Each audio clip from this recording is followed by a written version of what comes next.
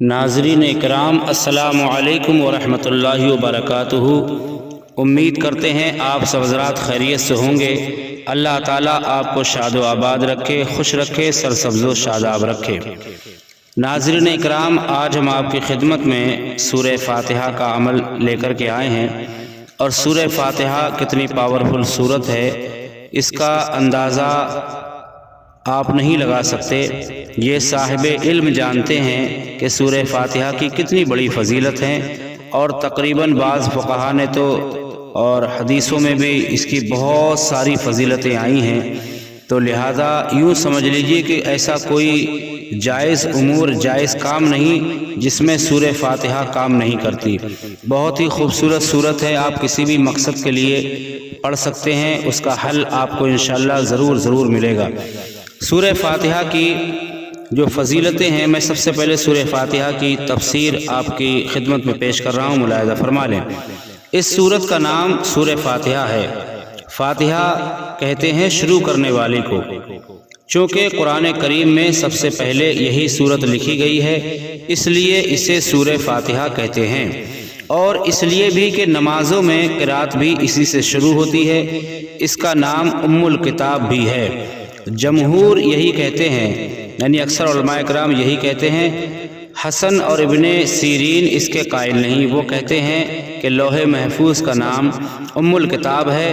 حسن کا قول ہے کہ محکم آیتوں کو ام الکتاب کہتے ہیں۔ ترمذی کی ایک صحیح حدیث میں ہے کہ رسول اللہ صلی اللہ علیہ وسلم نے فرمایا، الحمدللہ رب العالمین، پوری سورت تک یہی سورت ام القرآن ہے اور ام الکتاب ہے، اور سبع مثانی ہے، اور قرآن عظیم ہے۔ اس سورت کا نام سورہ الحمد اور سورۃ الصلاۃ بھی ہے۔ آن حضرت صلی اللہ علیہ وسلم نے، اللہ کے نبی پیارے صلی اللہ تعالیٰ علیہ وسلم ارشاد فرماتے ہیں، آن حضرت صلی اللہ تعالیٰ علیہ وسلم فرماتے ہیں کہ اللہ تعالیٰ نے فرمایا ہے، میں نے صلاۃ یعنی سورہ فاتحہ کو اپنے اور اپنے بندے کے درمیان نصف تقسیم کر دیا، یعنی آدھا تقسیم کر دیا۔ جب بندہ کہتا ہے الحمدللہ رب العالمین، تو اللہ تعالیٰ فرماتا ہے میرے بندے نے میری تعریف کی۔ پوری حدیث تک اس حدیث سے معلوم ہوا کہ سورہ فاتحہ کا نام صلاۃ بھی ہے، اس لیے کہ اس سورت کا نماز میں پڑھنا شرط ہے۔ اس سورت کا نام سورۃ الشفا بھی ہے۔ داری میں حضرت ابو سعید سے مرفوعاً روایت ہے کہ سورہ فاتحہ ہر زہر کی شفا ہے، اور اس سورت کا نام سورۃ الرقیہ بھی ہے۔ حضرت ابو سعید رضی اللہ تعالیٰ عنہ نے جب سانپ کے کاٹے ہوئے شخص پر اس سورت کو پڑھ کر دم کیا، وہ اچھا ہو گیا۔ تب حضور صلی اللہ تعالیٰ علیہ وسلم نے ان سے فرمایا، تمہیں کیسے معلوم ہو گیا کہ یہ رقیہ ہے، یعنی پڑھ کر پھونکنے کی صورت ہے۔ ابن عباس اسے اساس القرآن کہتے تھے، یعنی قرآن کی جڑ یا بنیاد، اور اس سورت کی بنیاد آیت بسم اللہ الرحمن الرحیم ہے۔ سفیان بن عیلیہ فرماتے ہیں اس کا نام واقعہ ہے، یعنی ابن کثیر کہتے ہیں کہ اس کا نام کافیہ بھی ہے، اس لیے کہ یہ اپنے علاوہ سب کی کفایت کرتی ہے، اور دوسری صورت اس صورت کی کفایت نہیں کرتی۔ سبحان اللہ۔ یہ آپ نے مختصر سی تفسیر سورہ فاتحہ کی ملاحظہ فرمائی ہے۔ اب ہم اس کے فضیلت اور اس کے ثواب کا ذکر کرتے ہیں۔ حضرت انس رضی اللہ تعالیٰ عنہ فرماتے ہیں کہ ایک مرتبہ نبی پاک صلی اللہ تعالیٰ علیہ وسلم سفر کے دوران ایک جگہ اپنی سواری سے اترے، تو قریب ہی ایک اور شخص بھی سواری سے اتر گیا۔ رسول اللہ صلی اللہ تعالیٰ علیہ وسلم اس کی طرف متوجہ ہوئے اور فرمایا، کیا میں تمہیں قرآن مجید کے افضل حصے کے بارے میں نہ بتاؤں؟ اس نے عرض کیا، یا رسول اللہ صلی اللہ تعالیٰ علیہ وسلم، ضرور بتائیے۔ تو آپ صلی اللہ تعالیٰ علیہ وسلم نے الحمدللہ رب العالمین کی تلاوت فرمائی، یعنی سورہ فاتحہ کی تلاوت فرمائی۔ سبحان اللہ۔ تو اس حدیث سے پتہ چلتا ہے کہ اس سورت کی فضیلت اور اس کا ثواب بہت ہی زیادہ ہے، جو انسان سمجھ نہیں پاتا کہ اس کے سینے میں کیا محفوظ ہے۔ اب سورہ فاتحہ کا ایک وظیفہ جو عمومی طور پر آپ کر سکتے ہیں، وہ یہ ہے کہ سورۃ الفاتحہ کی تاثیر و برکات میں یہ بھی ہے کہ یہ مشکلوں کو آسان اور تنگیوں کو فراوانیوں میں بدل دیتی ہے۔ سبحان اللہ، اس سے انسان پر حقیقی برکت و سعادت کا راستہ کھلتا ہے، ذہنی کرب، فکری الجھنوں اور پریشانیوں سے نجات ملتی ہے، رنج و الم اور غم و رنج رفع ہوتے ہیں، بیمار کو تندرستی ملتی ہے، تنگ دست کو فراخی رزق عطا ہوتی ہے، محروم کو فتح نصیب ہوتی ہے اور سب غموں اور دکھوں کا مداوع ہو جاتا ہے۔ سبحان اللہ، یہ اس کی چھوٹی سی فضیلت ہے۔ اور آگے ہم آپ کو بتاتے ہیں، ایک رکشہ ڈرائیور نے اس سورت کو پڑھنا اچانک چھوڑ دیا، وجہ جان کر آپ بھی حیران ہوں گے۔ محترم شیخ الوظائف انہوں نے یہ خط لکھا ہے اپنے شیخ کو، آپ نے اس خط میں لکھا انہوں نے رکشے والوں نے کہ محترم شیخ الوظائف السلام علیکم، میں نے اب قری رسالہ میں رزق میں اضافہ کے لیے ایک عمل پڑھا کہ ہر نماز کے بعد 21 بار سورہ فاتحہ پڑھنی ہے۔ میرا بھائی رکشہ چلاتا ہے، میں نے اس کو یہ عمل بتایا، چند دن کے بعد اس نے پوچھا تو کہنے لگا میں نے عمل کرنا بند کر دیا ہے۔ تو میں نے اس سے پوچھا کیوں؟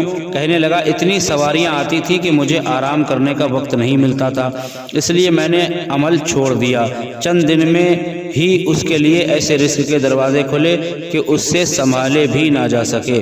سبحان اللہ، تو آپ اس سے سمجھ گئے کہ سورہ فاتحہ کی کتنی بڑی فضیلتیں ہیں۔ اب سورہ فاتحہ اگر کسی سورت کے ساتھ مل کر بھی پڑھی جائے تب بھی اس کی فضیلتیں کتنی بڑھ جاتی ہیں، ملاحظہ فرما لیں، تو کہ یہ اپنے آپ میں ایک الگ فضیلت رکھتی ہے۔ اب یہاں پر ناممکن کو ممکن بنانے کا عمل، بے آسرا، نا امید، پریشان حال اور مایوس لوگوں کے لیے یہ ایک ایسا عمل ہے جو 100% قبولیت دعا کی شرائط پر پورا اترتا ہے اور لاکھوں اولیاء کے مجرب معمولات میں شمار ہوتا ہے۔ اگر آپ کی ہر تدبیر الٹی ہو جاتی ہے، ہر کوشش بیکار ہو جاتی ہے، ہر منصوبے میں ناکامی کا سامنا کرنا پڑتا ہے، پرانے سے پرانے جنات، بندش اور سخت ترین بیمار میں یہ عمل آپ انشاءاللہ تعالی آپ کو ہر عامل سے بے نیاز کر کے ہر مشکل سے نکلنے کا راستہ مہیا کرے گا۔ سبحان اللہ، اور ناممکن کو ممکن بنائے گا۔ اس عمل کی اجازت عام ہے۔ ناظرین، عمل آپ نے کچھ اس طرح کرنا ہے کہ سب سے پہلے تو آپ نماز کی پابندی کریں اور اول آخر 3 مرتبہ کوئی بھی درود شریف پڑھیں اور درمیان میں 1 مرتبہ سورہ فاتحہ اور 3 مرتبہ سورہ اخلاص مع تسمیہ یعنی بسم اللہ کے ساتھ۔ یہ پورا ایک عمل ہوا۔ اسی طرح روزانہ یہ عمل 41 مرتبہ کریں۔ یہ عمل آپ نے 41 دن تک بلا ناغہ کرنا ہے۔ جس مقصد کے لیے آپ عمل کر رہے ہیں اگر وہ مقصد 41 دن میں پورا نہیں ہوتا تو پھر 91 دن تک کریں بلا ناغہ۔ ہر قسم کی بیماری، پریشانی اور مشکل میں کر سکتے ہیں۔ نوٹ یہ ہے کہ خواتین ایام کے دنوں میں یہ عمل نہ کریں جو ان کے مخصوص ایام چلتے ہیں، بلکہ پاک ہونے کے بعد دنوں کی تعداد پوری کریں۔ باذوق حضرات اس عمل کو زندگی کا معمول بنا لیں تو خیر و برکت کے ٹھنڈے بادل آپ پر ہر وقت چھائے رہیں گے اور آپ ہر وقت اللہ پاک کی حفظ و امان میں رہیں گے۔ سبحان اللہ، دیکھا آپ نے سورہ فاتحہ کے اور سورہ اخلاص کا یہ عمل کتنا کامیاب ہے اور کتنا اچھا ہے کہ آپ کسی بھی کام کو پورا کرا سکتے ہیں اس عمل کے ذریعے، کیونکہ عمل کرنے سے اللہ رب العزت کی رحمت کو جوش آتا ہے اور وہ آپ کی حق میں اللہ اپنی رحمت فرما دیتا ہے۔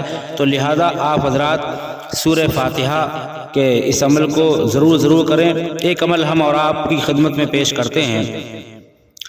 سورہ فاتحہ کا مجرب عمل ہے یہ یعنی یہ عمل آزمایا ہوا ہے۔ اچھی طرح وضو کر کے خلوت میں 2 رکعت صلاۃ الحاجت پڑھیں، پھر کھڑے ہو کر 11 مرتبہ درود شریف پڑھیں، پھر 41 بار سورہ فاتحہ الحمد شریف اس صورت سے پڑھیں کہ پہلے ہر مرتبہ بسم اللہ الرحمن الرحیم پڑھیں، پھر 2 بار بسم اللہ الرحمن الرحیم اس طریقے سے پڑھیں کہ الرحیم کی میم کو الحمد کے لام سے ملا دیں۔ جیسے بسم اللہ الرحمن الرحیم الحمد للہ رب العالمین، اس طریقے سے 41 مرتبہ سورہ فاتحہ پڑھ کر سجدہ میں چلے جائیں اور اپنی مشکلات کے حل کے لیے دعا کریں، انشاءاللہ تعالی ضرور قبول ہوگی۔ اس عمل میں 82 بار بسم اللہ الرحمن الرحیم پڑھی جائے گی اور 41 بار سورہ فاتحہ، نیز فجر کی سنتوں اور فرضوں کے درمیان 41 بار سورہ فاتحہ پڑھنا بھی بے حد مفید ہے۔ کوئی اگر اس عمل کی صورت میں نہ پڑھے تو صرف سنتیں پڑھ کر وہ بیٹھ جائے، جماعت کھڑے ہونے تک 41 مرتبہ سورہ فاتحہ اگر وہ پڑھ لیتا ہے تو اس کی بھی بہت سارے فضائل ہیں، تو لہذا آپ حضرات ان عملوں کو کریں، ان کی اجازت عام ہے۔ انشاءاللہ تعالی آپ سورہ فاتحہ سے ایسے فیضیاب ہوں گے کہ زندگی میں آپ کو کسی دوسرے عمل کی ضرورت پیش نہیں آئے گی۔ اور سورہ فاتحہ وہ سورت ہے جو تقریباً ہر مسلمان کو یاد ہوتی ہے۔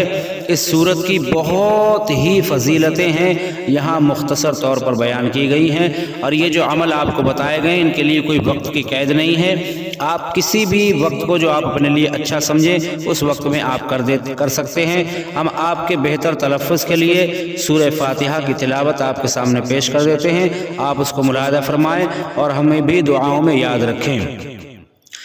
بسم اللہ الرحمن الرحیم، الحمد للہ رب العالمین، الرحمن الرحیم، مالک یوم الدین، إياك نعبد وإياك نستعين، اهدنا الصراط المستقيم، صراط الذين أنعمت عليهم غير المغضوب عليهم ولا الضالين،